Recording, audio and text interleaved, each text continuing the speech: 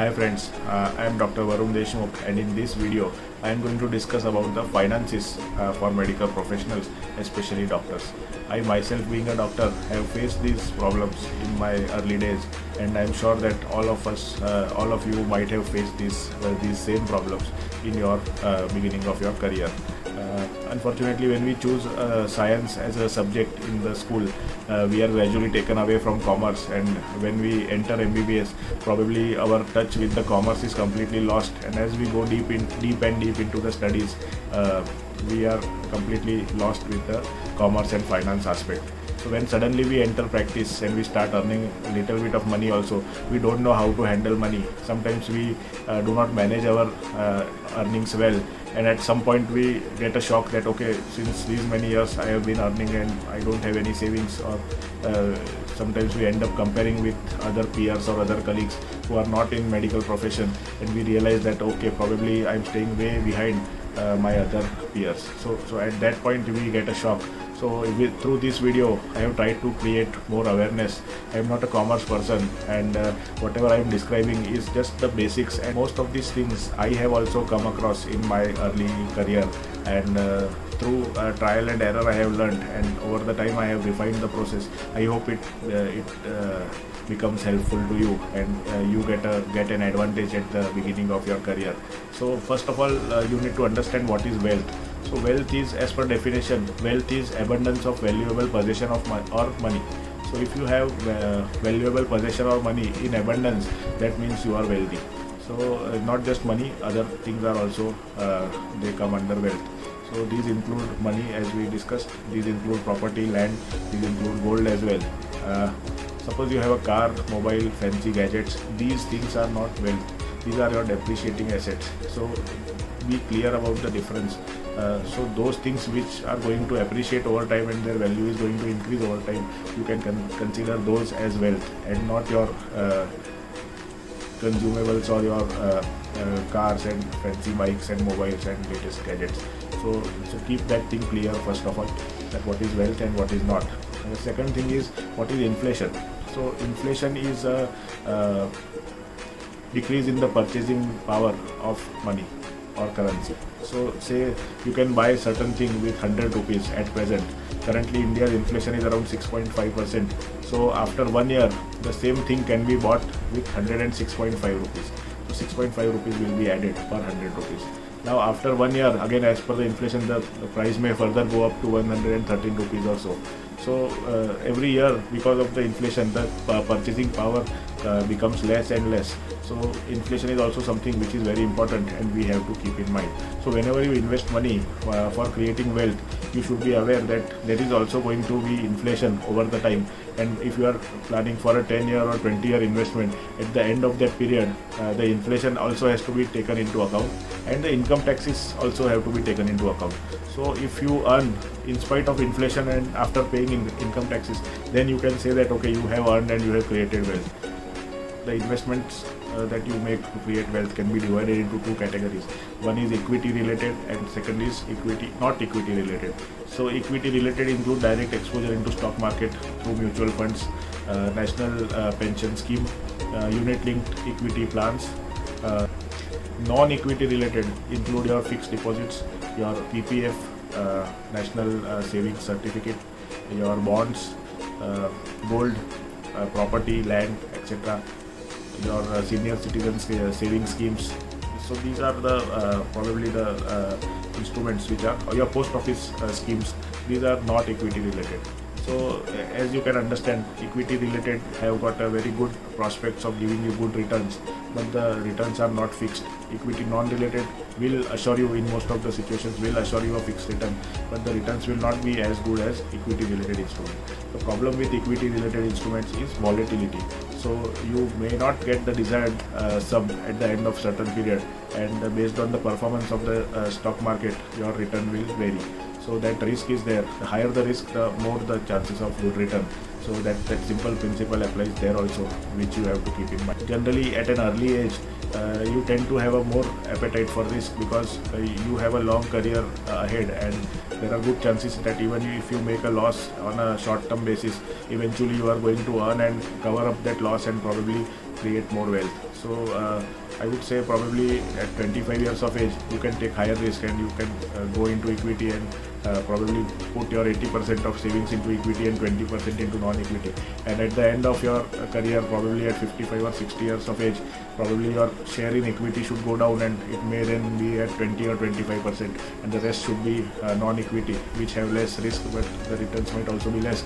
But at the end of your career you are not having a good risk appetite and you cannot suffer losses at the time when you need the wealth the most. So risk appetite is also very important. To begin with, you can take high risk appetite. Now you will also need to make specific goals when you start investing. These goals can be based on your individual needs. So the goal can be buying a new car, goal can be buying a new computer, buying a new house, or your own marriage or your child's education. These are the goals. Or you may be planning to go for a holiday at a certain location. So those can be your goals, and for different goals you have to start planning and investing and try to reach your goal. The goal can be short term or long term, and if the goal is long term, more than 5 years, then definitely equity is a very good option. If the goal is less than 5 years, non-equity instrument should be considered. So that's about setting the goals. Now before starting your investment, you need to take care of two things. One is insurance and second is your liquid money. So first we will discuss about the insurance. So two fears of any individual are fear of death and fear of getting ill. So fear of death means you have to cover your life for insurance. So that can be a term insurance or a life insurance or a unit linked insurance plan. I would recommend to get a term insurance, because with term insurance you pay a very small amount and you get a huge cover for your life. Compared to that, if you buy a ULIP or LIC policy, you end up paying too high premium and the cover will be significantly less. The advantage they tell you at the time of selling is you are going to get back your invested amount and you are going to get a certain return. But if you compare the rates of premium, the rates with terms insurance are significantly less, and the money that you save every year from the premium, you can directly invest in some other instruments and get much better returns than the unit linked insurance scheme or your LIC. So for example, if you buy a term insurance of 1 crore at 25 years of age, your premium would be around 10,000 rupees. These are the examples. I have taken this from policybazaar.com, which is a good website, and you can check them out and compare the various insurance plans. Now if you take the same 1 crore insurance at the age of 35 years, your premium will increase to around 14,000. If you still delay it and say buy at a 45-year age, then your premium will increase to 26,000. So as you can see, the later you buy a term insurance or any insurance, the premium is going to be high. Also, the older you grow, there are chances that you start getting other medical problems or some illnesses, and that will also affect the premium.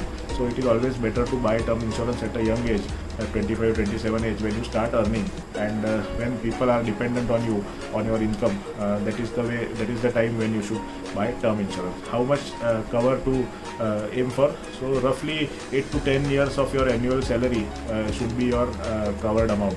So if you are, for example, if you are earning 10 lakh rupees per year, then your cover should be 80 lakhs to 1 crore. As the time progresses and you move ahead in your career, probably your income will also increase. So time to time you can top up the insurance and increase the cover. So but at least start with 8 to 10 times of your yearly income. So that's about the term insurance. Now another interesting thing is some of the term insurance companies also offer you critical illness benefit. That means even if you don't die, but you are diagnosed with certain serious medical problems or critical illnesses. For example, you are diagnosed with ischemic heart disease, you undergo CABG, you develop paralysis, or you are diagnosed with cancer. There will be a certain amount which will be paid to you by the company, which will be a fixed pre-decided amount.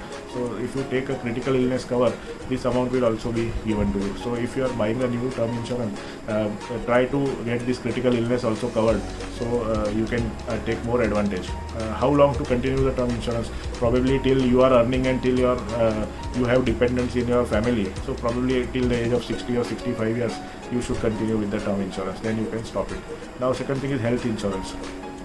So most of you might be attached to some hospitals, and the hospital would be covering for your health. Some of you might be working individually, but in any case, it is always better to have your own health insurance. Start at an early age. If you can see from the same website, Policy Bazaar, I have got the few of the quotes.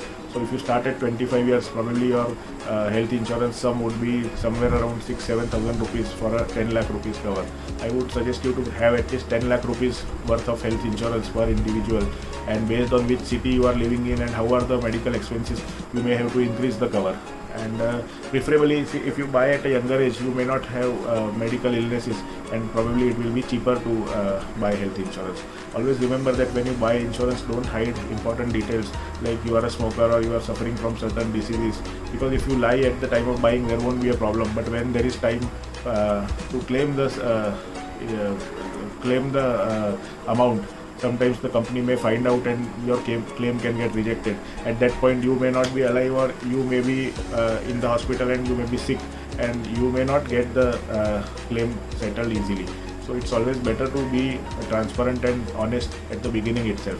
The third insurance is indemnity insurance. So if you are past your graduation and post graduation and you are not training anymore, then you have to get indemnity insurance as well, and that depends on where you practice and how is your work and how is your risk profile. If you go and directly buy from the company, probably it will be expensive, but if you buy through any medical association or society, they have tie-up with few companies, and that significantly brings down the premium cost. So for example, Indian Society of Critical Care Medicine has tie-up with certain company, Indian Society of Anesthesiologists has tie-up with certain company. I'm sure other medical associations and societies would also be having tie-ups. So you can, based on your specialty and your membership, you can decide and you can choose the plan accordingly. You will save on the premium amount if you go through this route. So that's about the insurance part. The next part is the having the liquid money.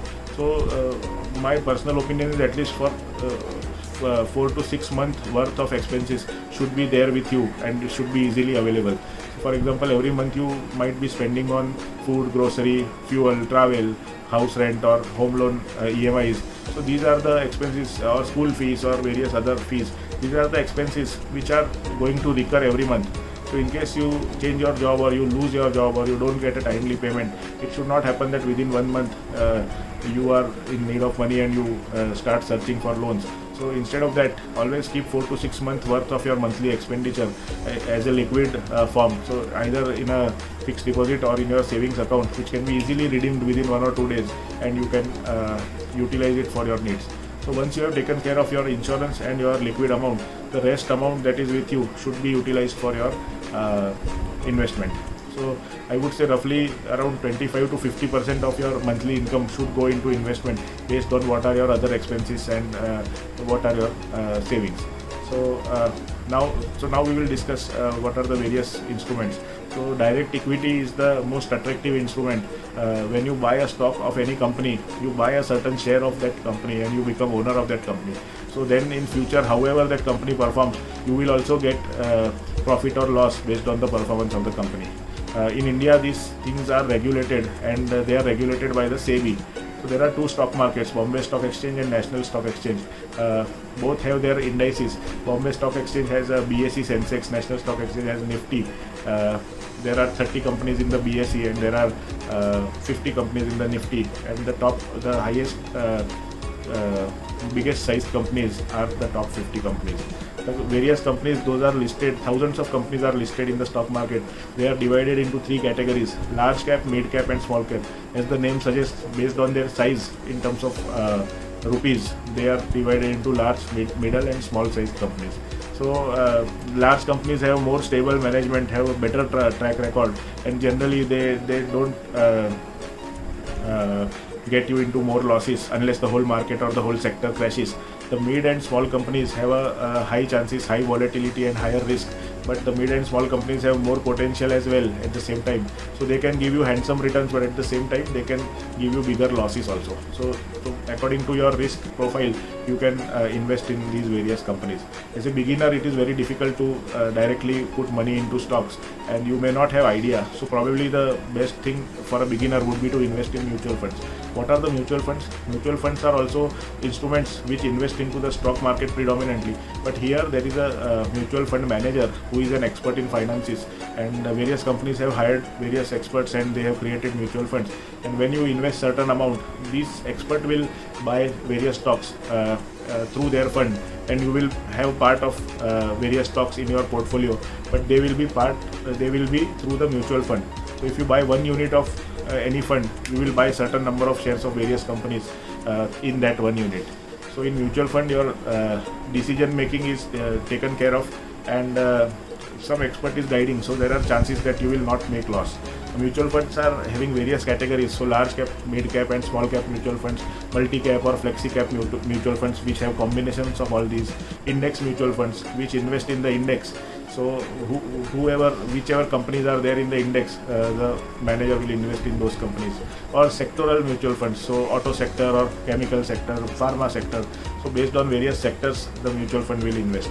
So there are various choices, and you can decide which one to start with. Probably starting with a large cap mutual fund or an index mutual fund is a good idea for the beginning. And as you gain more knowledge and have more experience, you can invest in other mutual funds as well. There are also debt funds which do not invest in equity but invest in other instruments which are less risky, but they are definitely more risky than the government or non-equity related other instrument that we discussed earlier, but less risky than the direct stocks. So debt mutual funds are those who give you less return and the risk is also less. So if your investment is for short term, then liquid funds or debt funds is what you should look at, or you should invest in the bank.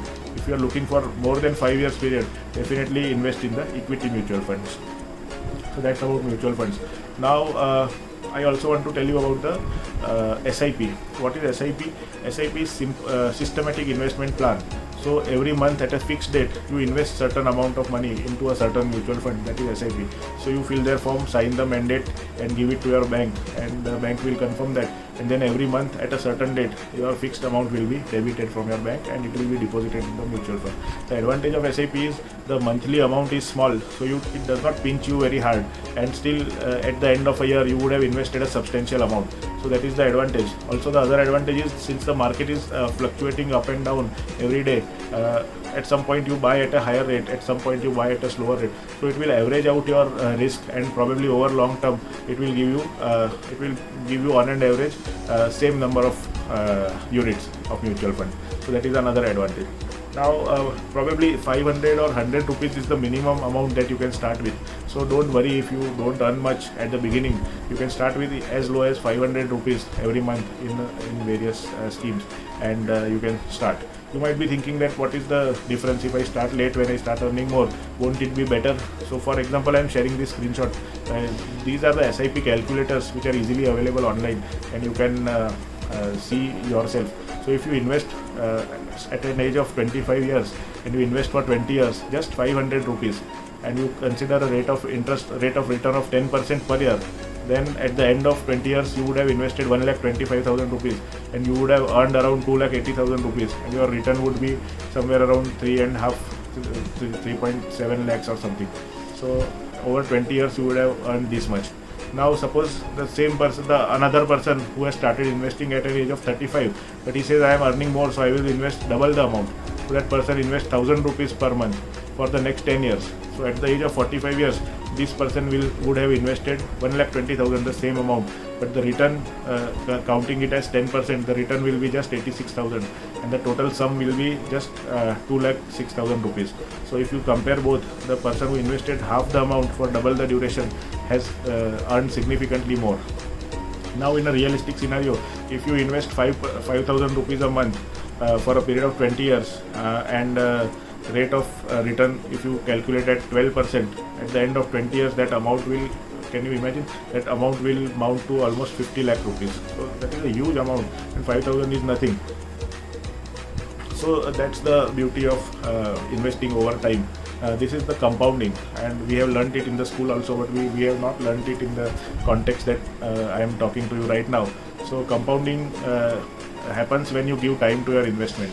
So if you continue to make regular investment, discipline is important and time is important. So if you take out money in between, then the benefit of compounding will not happen. So leave that money for at least 10-year period and you will see significant returns. If you can keep it longer, you will see even more returns. So based on your goals, you can decide that. So that is about SIP and compounding. I hope it is clear to you. Now another thing, important thing I want to discuss is tax saving. So as per your tax bracket, you should be aware of what are the tax brackets and how much tax will be incurred on you. And there are certain investments which will help you save tax. So section 80D of income tax tells you that if you pay up to 25,000 premium per year into health insurance, you can claim as a tax rebate.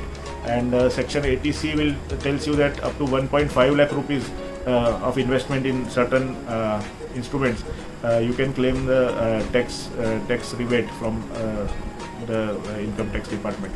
So these various instruments are PPF, public equity linked saving schemes, home loan where you pay the amount of your principal amount, so that is also there. Then NPS is there, your national saving scheme is there, tax saving deposits are there, and senior citizen saving schemes are there. These all have various advantages and disadvantages. Some of them are related to equity, so they don't give a fixed returns. Every instrument has a fixed period of lock-in. So I have put a chart and you can see all these instruments and their pros and cons. So that's about the tax saving. Now always remember that one more thing is in NPS you can invest 50,000 on top of the 1.5 lakhs that is exempted under 80C. So that is something which is important to know. Now another important thing for you to know is don't just focus on saving tax. You can save tax only up to 1.5 or 2 lakh rupees, and so whatever investment you make sure that it is the most efficient investment. So there are options where they will give you more returns and you will not have to lock in your money for certain duration. So that's about the taxes. So personally I feel that apart from equity, sovereign gold bonds and PPF are two good tools to invest into to reduce your exposure into equity. Now about gold bonds. So gold bonds are issued by government banks periodically. They can also be bought through the share market. The advantages of buying sovereign gold bonds over gold or gold funds is that one is that's not physical gold, so risk of theft is gone, risk of mixing is gone, any tax which has to be paid on gold is gone. When you get return, it is tax free. You get 2.5% interest, rate of interest every year on the bond, and the gold price will obviously appreciate over the time, so you will get good return at the end of your tenure. The tenure is 8 years and you can sell it after 5 years, so keep that in mind. But if you don't want to invest in equity, or if you want to move out of equity, gold bond is a good option. Second good option is PPF. So in PPF currently the rate of interest is, if I am not wrong, it is 7.1%. Every quarter the government decides the rate and it publishes. So, but it is a fixed rate and the return is also tax free. The lock-in period is 15 years, but I think at 8 years or something you can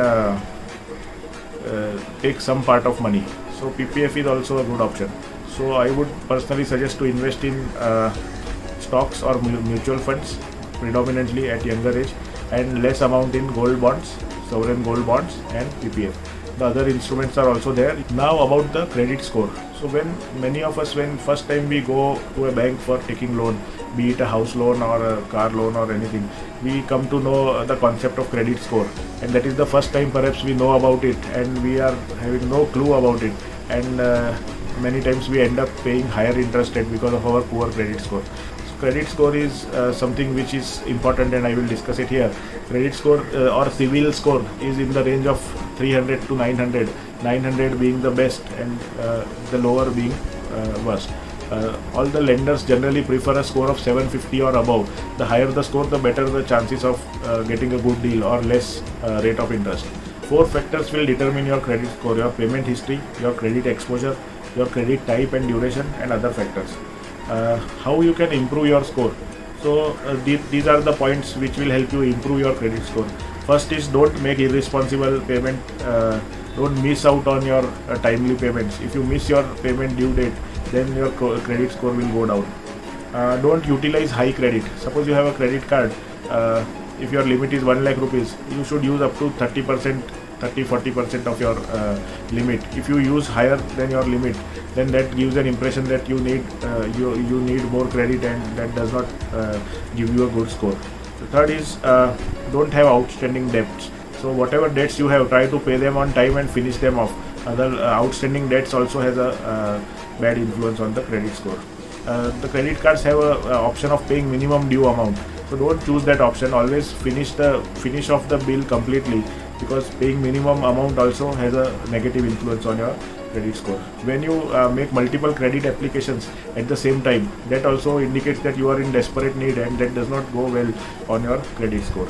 The length of credit history is very important. So if you have a credit card at a young age and you have been using it and regularly paying, that long history of credit will really help build up an excellent score. Closing old credit accounts. So if you have more than one credit card and you are planning to shut one of them, preferably close down the one which is bought later. The earliest one should have been continued, because that has the longest history. If you close down the earliest one, then probably your earliest history will also be closed down, and that might affect your credit score. So these are the points that you need to know about your credit score. Now in this current age, there is free flowing information, so you can gather more information on these things from various resources. I am giving you few resources. So moneycontrol.com, Value Research Online, ET Money. These are the various apps or websites which will give you more insights about your finances. There are various YouTube channels also. So CA Rachna Ranade is a good channel, Ankur Wariku is a good channel, and Labor Law Advisor. These are good channels. I am not recommending anybody, or I am not promoting anybody. These are the channels and websites which I have used and found useful. You can have your different preferences, but please go through them, and if you like the content, you can consider further study. Now, knowing all this, still it comes to the point where whatever you know does not end up in successful wealth creation. So for that, you need to have a financial advisor, and it is very important to take help of a certified financial advisor.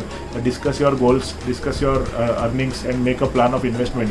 And every 6 monthly review your plan to diversify your investment, as well as allocate into rebalancing into different forms. So financial advisor is very important, and don't try to do it everything by yourself, because we may not have enough time all the time, and we may end up missing on important things, and probably 5 or 10 years down the line you would have realized that okay, I missed on certain big or important thing, and now I am at a loss. So it is always better to take help of financial advisor and take 6 monthly follow-ups. So if you like this video, please hit the like button. Please share it with your friends and colleagues who might benefit from this. And if you like this channel, please hit subscribe and hit the bell icon for more quality content in critical care medicine. You may have found that certain things you have not started so far, or you have missed so far. Don't worry about that, and start planning and start investing now, because it is better late than never. So keeping it in this mind, please start your financial journey, and I wish you all the best and the best success to create wealth. So that's all from my side in this video. Till next one, please take care and bye.